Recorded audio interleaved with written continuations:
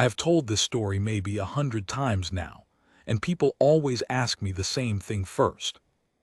They ask me if it really happened, if I actually saw it with my own eyes, or if it's one of those stories that grows a little bigger every time someone passes it along, until the truth gets buried somewhere underneath.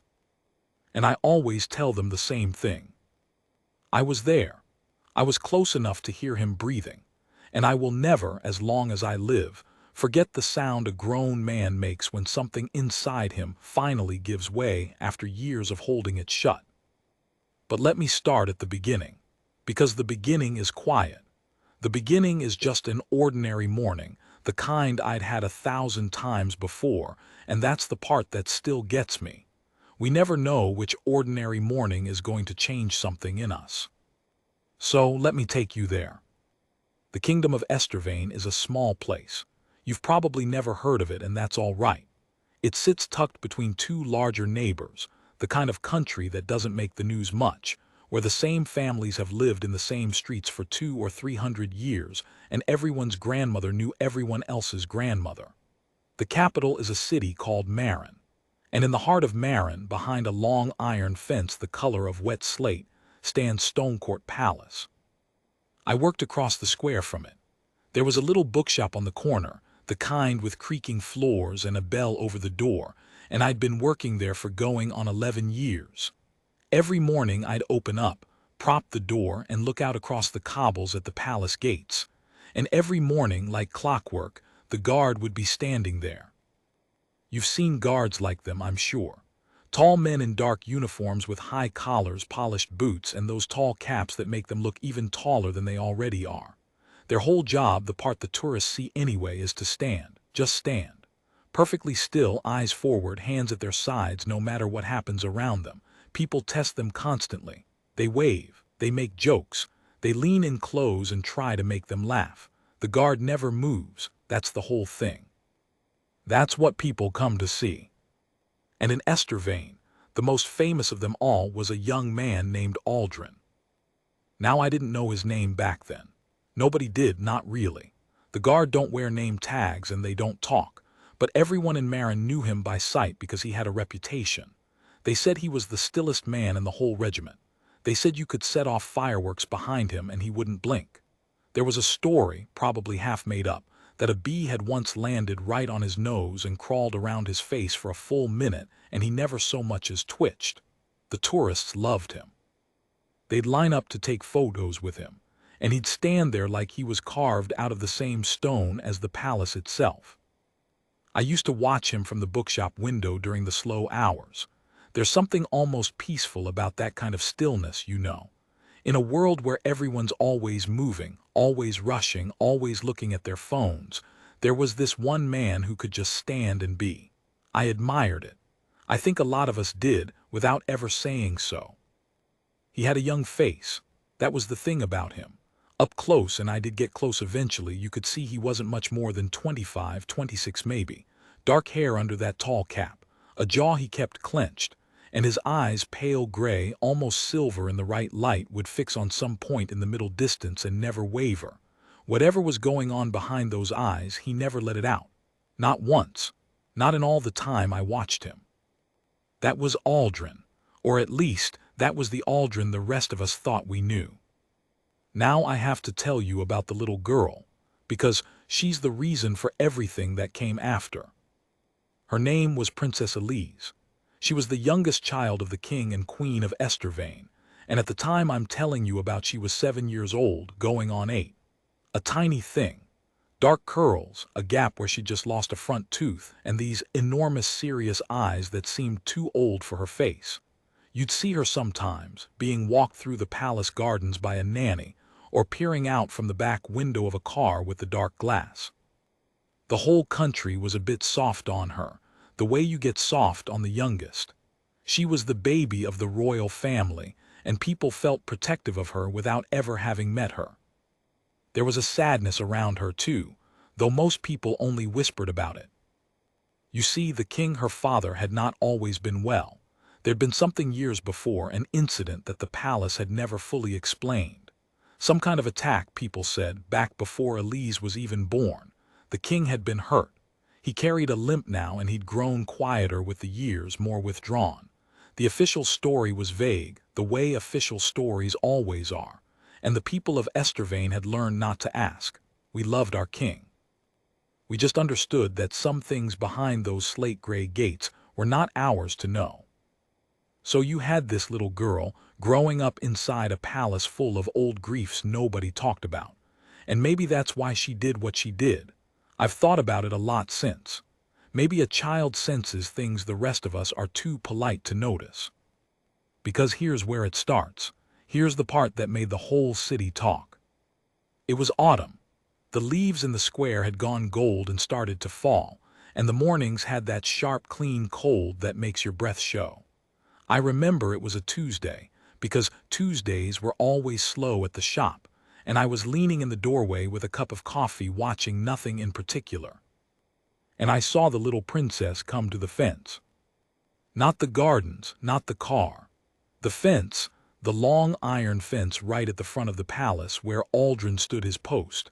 She came on foot with a nanny trailing a few steps behind her, and she walked right up to the railing and stopped, and she looked at him. Just looked. She didn't wave. She didn't try to make him laugh the way the tourists did. She stood there with her little hands wrapped around two of the iron bars, her face tilted up, and she watched him with those big, serious eyes. And he, of course, did what he always did. He stood. He stared at his point in the distance. He gave her nothing. After a few minutes, the nanny said something gentle, and the girl let go of the bars and walked away. I thought nothing of it. Children are strange, royalty even stranger. I finished my coffee and went back inside to dust the poetry section. But the next day she came back. Same time, more or less. Same spot at the fence. Same silent watching. And again the day after that. Within a week it had become a thing, this small ritual where the youngest princess of Estervane would come and stand at the railing in the cold and simply look at the stillest guard in the kingdom. She never spoke to him. He never acknowledged her. But every morning there she'd be. People started to notice. Of course they did. The tourists, the locals, the shopkeepers like me, you'd hear it murmured in the square. Look, there she is again. We made up our little theories about it. Maybe she liked his uniform. Maybe she was lonely. Maybe it was just a child's game, the way children fixate on things and then forget them just as quickly. But she didn't forget. That was the strange part. Days became weeks. The leaves all came down and were swept away, and the first frost came, and still she came to the fence. And the longer it went on, the more it started to feel like something. Like we were all watching the slow first act of a play, and none of us knew what the second act would bring. I'll tell you the moment I knew it wasn't nothing. It was maybe 3 weeks in. A cold gray morning, threatening rain. The square was nearly empty, and the little princess came to the fence as usual, and she did something she'd never done before. She brought something with her. I couldn't see what it was from across the square, just that her hand was closed around something small, and she held it up against the bars, showing it to him the way a child shows you a treasure. A pebble, I thought, or a coin, something a kid would carry in a pocket. And for the first time in all those weeks, the first time maybe in all the years he'd stood that post, Aldren's eyes moved. I saw it. I swear to you I saw it. From across that whole square, I watched the stillest man in the kingdom drop his gaze, just for half a second, down to whatever it was the child was holding up. And then he snapped his eyes back to the distance, and his jaw went so tight I could see the muscle jump even from where I stood. The nanny called the girl away and she went, and Aldren stood there, still, but not the same kind of still. There's a stillness that comes easy and a stillness a man has to fight for, and even from across the square I could tell the difference. He was holding on to something now. Whatever the girl had shown him, it had reached inside him and grabbed hold, and he was using every bit of that famous discipline to keep it from showing. I went back into the shop that day with my heart going strangely fast. I didn't know what I'd seen. I only knew I'd seen something. And I knew, the way you sometimes just know, that it wasn't finished.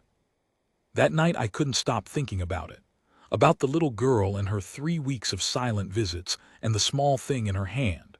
About the way that young man's whole carved stone face had cracked for half a second and then sealed itself back up. I lay awake and I turned it over and over. What could a 7-year-old possibly have that would do that to a man? I didn't sleep much, and I think somehow I already understood that the next morning was going to be different. Not because anyone told me, just because the air had that feeling.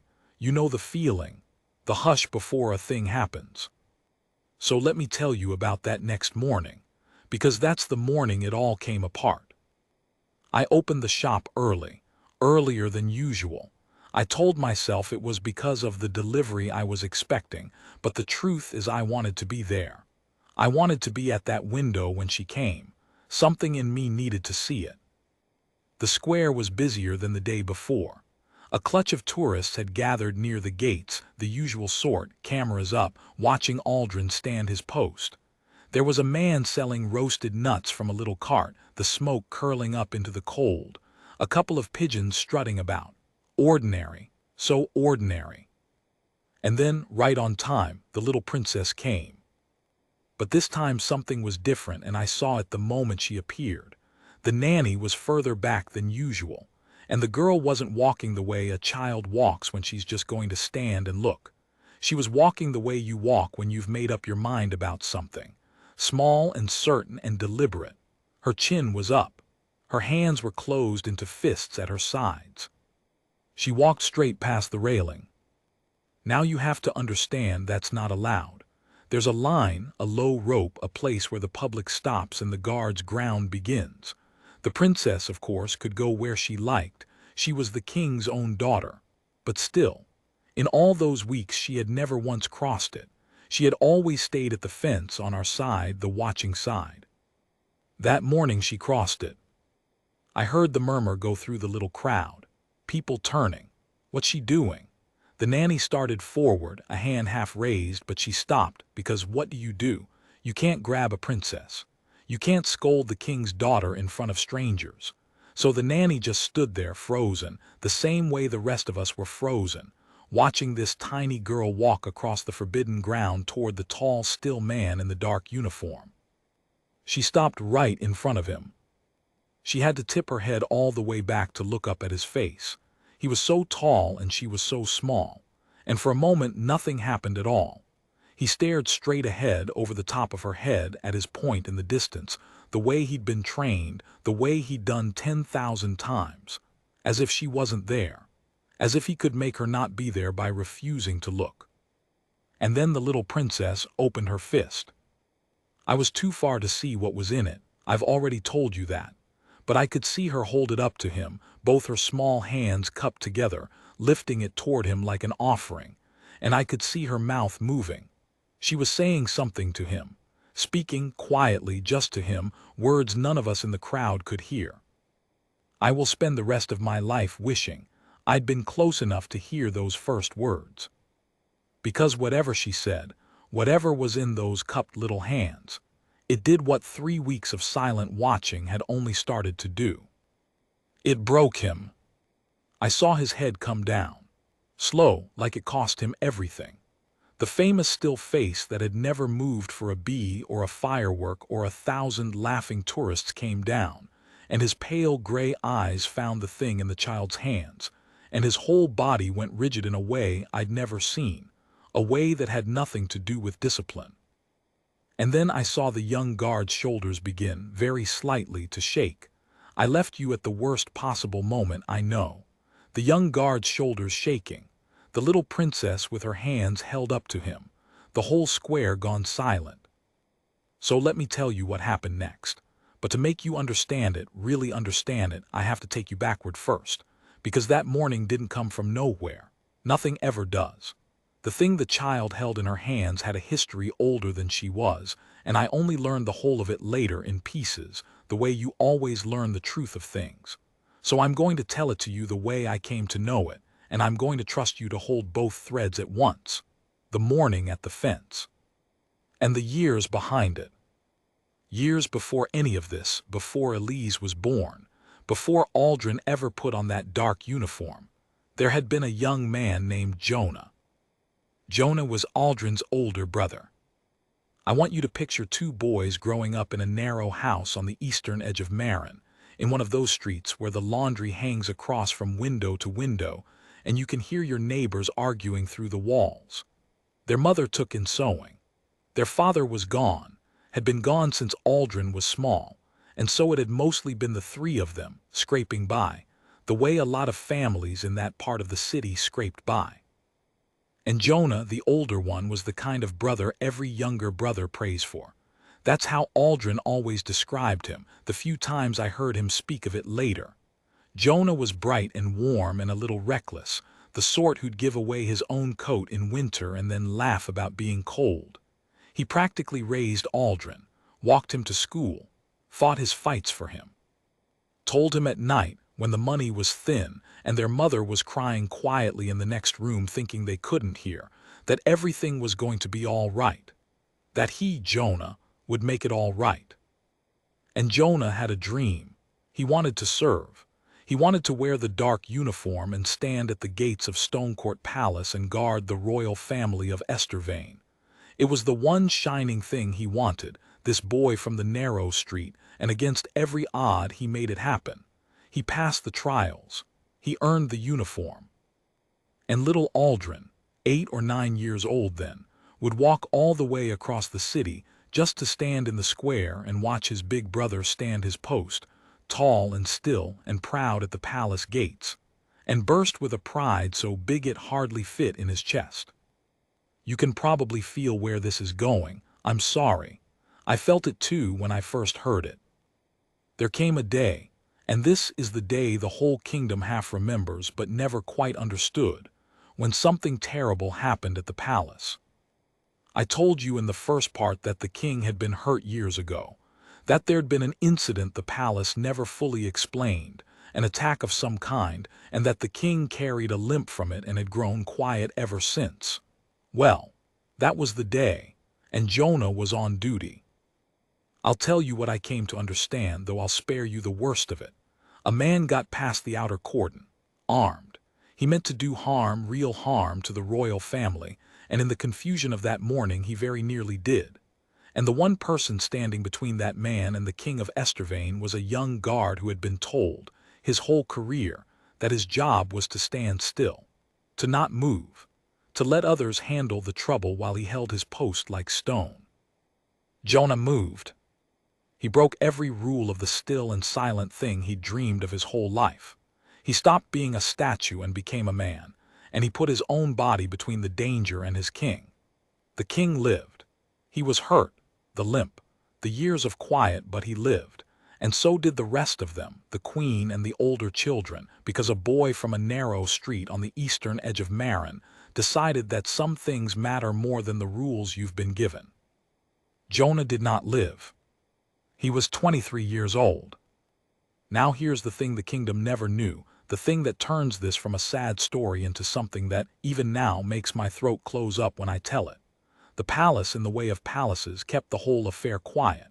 They were frightened, I think frightened of what it would do to people's faith if they knew how close they'd come to losing the king. So the details were buried. There was no grand funeral, no statue, no street named after him. The official story stayed vague on purpose, and Jonah's name was simply left out of it. He saved the king of Estervane, and the kingdom was never even told he existed. His mother got a letter, a pension small and quiet, and a folded flag. And his little brother Aldren, who had stood in that square bursting with pride, got nothing but a silence so total it was like his brother had been erased from the world. You can imagine what that does to a person. To lose the one who raised you and then to have to pretend, for the good of the kingdom, that it never happened. To carry a grief you're not even allowed to name out loud. So Aldren did the only thing that made sense to him. He grew up and he passed the trials and he put on the same dark uniform and he took his brother's old post at the gates of Stonecourt Palace. And he became the stillest man in the regiment. The man who never moved. The man a bee could crawl across without a twitch. And now I think you understand why. All that famous discipline, all that carved stone calm everyone admired, it wasn't peace. It was a wall. He'd built himself into a statue because a statue can't feel anything, and he stood on the exact spot where his brother had died, every single day, holding all of it shut behind those pale gray eyes. Punishing himself, maybe. Keeping faith with Jonah, maybe. Or just refusing, with everything he had, to let the grief out, because he was afraid that if he ever let it move him even an inch, it would never stop. That's the man the little princess had been visiting at the fence. Now the child. Princess Elise was 7 and she had been born after all of it, and she knew none of this story. Of course she didn't. No one did. But children are not stupid, whatever we tell ourselves. They watch. They listen at doors. They pick up the dropped threads that we adults sweep under the rug, and they hold on to them. What I learned afterward was this. The king, Elise's father, the man Jonah had died to save, had grown quiet over the years, you'll remember, withdrawn. And there was a room in the palace, a small private study, where the king kept a few things he never spoke of. And in that room, in a drawer, the king kept one object that he took out sometimes when he thought he was alone and held and grieved over. A small thing. A keepsake that had belonged to the young guard who saved his life. A medal, or rather half of one. A little brass service token, the kind given to recruits, snapped in two. I'll come back to why it was in 2 pieces, because that's the heart of the whole thing. And little Elise, wandering the palace the way lonely youngest children do, had seen her father holding it. Had seen the king of Estervain, this distant quiet man, weeping over a broken piece of brass. And being a child, she had asked. And being a father with a grief he couldn't carry alone any longer, he had gently, in the simple words you use with a 7-year-old, told her. About the brave young man. About the day. About the boy from the narrow street who moved when he wasn't supposed to, and saved her father so that she could one day be born. And he had told her the one detail that mattered most. He had told her that the brave young man had a little brother, and that the little brother was a guard too now, that he stood at the very same gates, and that the king had never in all these years found the courage to face him, to tell him the truth, to thank him. Because how do you walk up to a man and tell him that his brother died for you and the kingdom decided he should be forgotten? So the king carried it, and the broken token sat in the drawer. Now the token in 2 halves. Here is why. Jonah the dreamer, the giveaway of coats, had snapped his recruit's token in 2 on the day he first earned it, years before, and given 1/2 to his little brother Aldren. A boy's promise. Half for me, half for you. We're in this together always. Aldren had kept his half all his life, worn smooth in his pocket, the one thing he had left of his brother. And the king had Jonah's half. It had been found on him after. It had come back to the palace with the folded flag and the quiet letter, and somehow it had ended up in the king's own drawer. This man holding on to a piece of the boy who died for him, not knowing that the matching half was in the pocket of the silent guard standing at his gates every single morning. 2 halves of the same broken promise, one in a drawer behind the slate-gray walls, one in the pocket of a statue at the fence. And a 7-year-old girl, the only person in the whole kingdom who knew about both. That's what she'd been holding up to him all those mornings. That's what she'd been working herself up to. She was carrying her father's half of Jonah's token. She'd taken it from the drawer, this little thief of grief. And she had been standing at the fence for 3 weeks trying to find the courage to give it back to the only person it truly belonged to the brother, to Aldren. She just hadn't known those first weeks whether she was right. She'd been watching his face, looking for her brother's brother in his eyes. Children are braver than us, but they're careful too. And on that last morning, she decided she was sure. So now you know everything I know. And now I can finally tell you what happened when the little princess crossed the forbidden line and walked across the guard's ground and stopped in front of the tall, still man and opened her cupped hands. In her palms lay a small, broken half of a brass token. And what she said to him, the words I was too far away to hear that morning, The words I only learned later were these. She looked up at him with those enormous, serious eyes, and in the small, clear voice of a child who has practiced something difficult, she said, "My papa cries about your brother. He told me your brother was the bravest man in the whole kingdom, and he kept this safe for you all this time." And she lifted it higher. "I think the other half is yours." I have tried so many times to imagine what it is to stand on the very spot where your brother died, every day for years, holding a piece of his broken promise in your pocket, having taught yourself to feel nothing because feeling anything would destroy you, and then to have a small child look up at you and place the missing half into your hands. To learn in one sentence that your brother was not forgotten, that the king himself had wept for him, that all these years behind the wall you built, there was someone on the other side carrying the same grief, the same broken piece of brass, waiting. I can't imagine it. I don't think any of us can. I only know what I saw. I saw the stillest man in the kingdom of Estervane look down at the thing in the little girl's hands. I saw him understand it, saw the understanding move across his face like a shadow crossing a field. And I saw his free hand, the one that had hung at his side without moving for 3 weeks, rise slowly, slowly, and go to his own pocket, and come out, closed, and then open.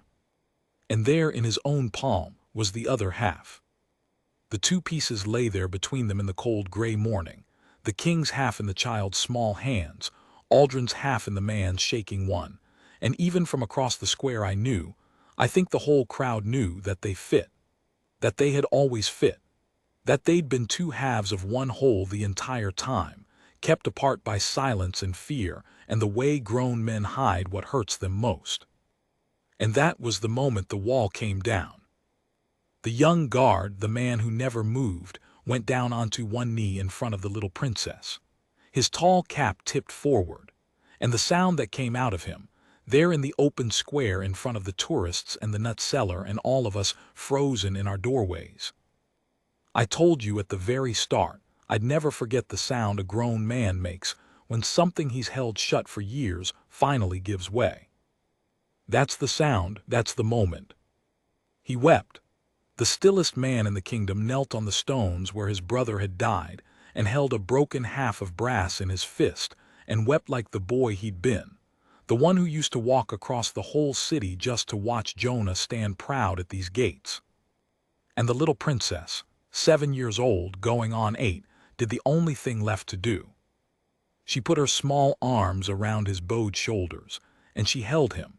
There's a particular kind of quiet that falls over a crowd when it sees something it was never meant to see. It's not the quiet of nothing happening. It's the opposite.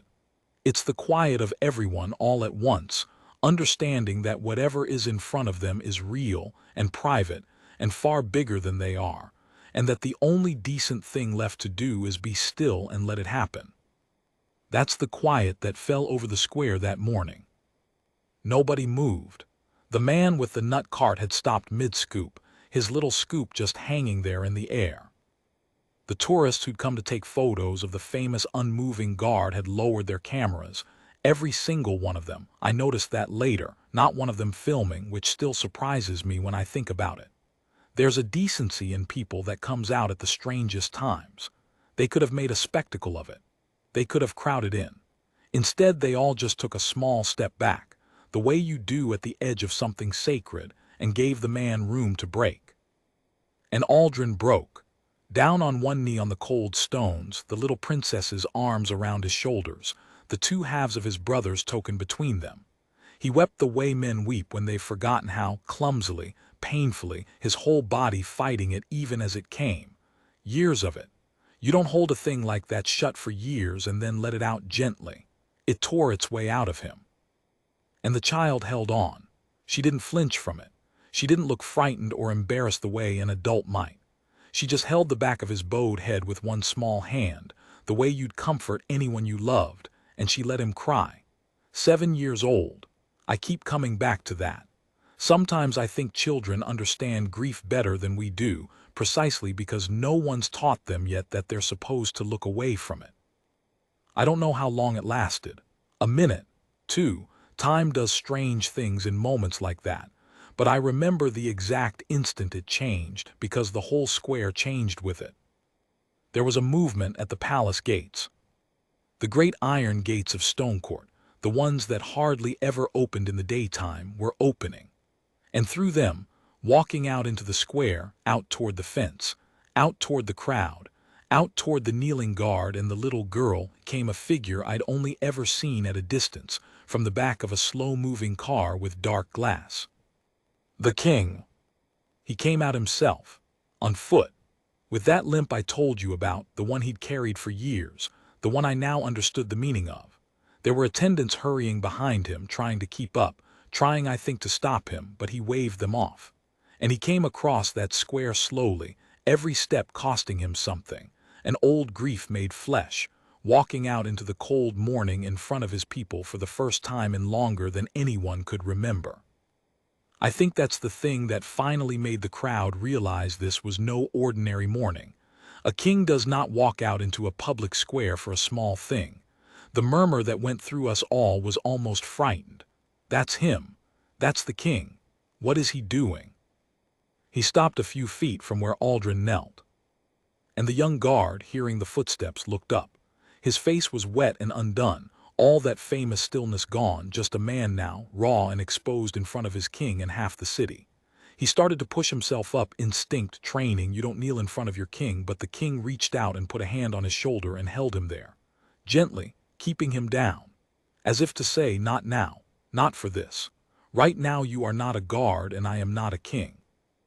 And then the king of Estervane did something that no one in that square will ever forget as long as they live. He lowered himself down. Slowly, painfully, that bad leg folding under him with difficulty, an old man with an old wound. He got down onto the cold stones too, until he was kneeling there in front of the whole kingdom, level with the young guard whose brother had died for him. And he spoke, not loudly, but the square was so silent by then that his voice carried, and I heard it, and I will carry the sound of it to my grave just the same as I carry the sound of Aldren's weeping. I knew your brother, the king said. I have wanted to say his name out loud for 11 years and they would not let me. They told me it was better for the kingdom that he be forgot. His voice cracked on the word. But I never forgot him, not for a single day. I kept his name in my mouth like a prayer, and I kept this. He reached out and touched the broken half of brass still in the child's hands, in a drawer where I could hold it when the nights were long, and I was a coward. I was too ashamed to find you, to tell you what you were owed. He took a breath, the whole square took it with him. Your brother's name was Jonah, the king said. He was the bravest man I ever knew, and he should never have been a secret. Then he turned his head, and this is the part that broke the crowd. This is the part where I heard people around me start to cry, ordinary people, strangers, the nut seller, a woman beside me I'd never met. The king turned his head and he raised his voice, and he said it not to Aldren but to all of us, to the whole gathered square, to the kingdom. This man's brother gave his life for mine. His name was Jonah. Remember it, say it, let it be known. And someone in the crowd, I never found out who, I've always wished I knew, someone said it back. Just one voice, quiet, almost shy. Jonah. And then another. And then it moved through the square the way warmth moves through cold water, the name passing mouth to mouth, Jonah, Jonah, not a chant, nothing so organized as that, just 100 strangers on a cold autumn morning quietly giving a forgotten boy his name back at last. Aldren put his face in his hands. The little princess looked up at her father kneeling beside her, and I can't be sure, but I think she smiled. The small, satisfied smile of a child who has fixed something the grown-ups were too frightened to fix, because that's exactly what she'd done, you understand. 3 weeks of standing at a fence working up her courage. One small broken piece of brass carried out of a drawer in 2 trembling hands. She had done what a king and a kingdom couldn't manage in 11 years. She put the 2 halves back together. I'd like to tell you what came after, and I can, a little, because the city talked about it for a long time. Aldren was relieved of his post that day, not as punishment, I want to be clear, but the opposite. The king would not have him standing on the stones where his brother died any longer, holding it all shut. There was a quiet ceremony some weeks later. Not a grand one. That wasn't Jonah by all accounts, and it wasn't Aldren either. But a real one. Jonah's name was carved at last into the wall inside the palace where the names of those who'd served and fallen were kept. The wall it should have been on for 11 years. His mother was there. She was an old woman by then, smaller than I'd imagined, and she touched her son's carved name with her fingertips, and she did not cry, the way the very strong sometimes don't, and that was somehow worse than crying. They say Aldren and the king became close after. That the young guard would visit the old man in his private study, and the two of them, the brother and the saved, would sit together with the two halves of the token joined whole on the desk between them, and talk about Jonah. About the boy from the narrow street who gave away his coat in winter. Two men who'd loved the same person and grieved him alone for years, finally allowed to grieve him together. And the little princess. She grew up the way little princesses do. But they say she and Aldren stayed friends all her life, the small thief of grief and the guard she'd mended. They say that whenever the kingdom held its remembrance every year, it was always Princess Elise who read Jonah's name aloud, first of all the names in a clear, steady voice. Even when she was grown, even when she was old herself, because she was the one who'd refused to let him stay forgotten. I went back to my bookshop that morning after the square had emptied and the gates had closed again. I remember my hands were shaking and I couldn't say why. I'd watched the whole thing from a doorway, 100 feet away, a stranger to all of them. It wasn't my grief. It wasn't my family or my king or my broken piece of brass. But I think that's the thing about a morning like that. It doesn't stay other people's. It gets into you. You stand in your doorway with your cold coffee and you watch a wall come down in a man you never knew, and something comes down in you too. Some wall of your own you didn't even know you'd built. People ask me when I tell this story what the lesson of it is, as if it has to have one, as if a true thing has to be useful. But if you pressed me, if you really made me say it, I'd tell you this. I'd tell you that the bravest thing that happened in that square wasn't the brother who died 11 years before. It was the 7-year-old girl who walked across a line she wasn't supposed to cross, and held out her open hands, and made two grown men, a guard and a king, finally let themselves feel the thing they'd spent 11 years refusing to feel. We think strength is standing still. We build whole men out of that idea, the ones who never flinch, never move, never let it show. We even admire them for it. But I stood in a doorway one cold morning and watched the stillest man in the kingdom go down on his knees and weep. And I have never in my life seen anything stronger. So say his name if you've come this far with me, just once quietly wherever you are. Jonah. He was the bravest man in the kingdom, and he isn't forgotten anymore.